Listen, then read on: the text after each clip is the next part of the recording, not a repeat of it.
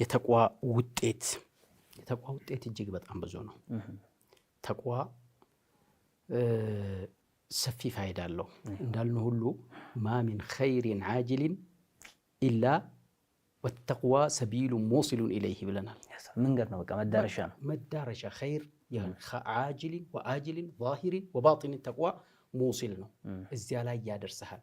ያ የሚያደርስህ ነገር ደግሞ የተቅዋ የአኺራ ጥቅም ብቻ አይደለም፣ የዱንያም ጥቅምንም ያመጣልሃል ማለት ነው። አንተ ተቅይ እስከሆንክ ድረስ ወመን የተቂላህ يجعل له مخرجا ويرزقه من حيث لا يحتسب ومن يتوكل على الله فهو حسبه إن الله بالغ أمره قد جعل الله لكل شيء قدرا. الله أكبر.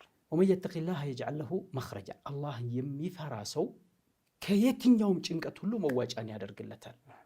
ስለዚህ ተቅዋ ሰቢሉ ሙሲሉን ኢላ ጀሚዕ الخيرات ከሚያመጣቸው አሳሮች ውስጥ መጀመሪያ ጡማእኒናን ያመጣልሃል፣ የልብ መረጋጋትን በአላህ ላይ ማለት ነው።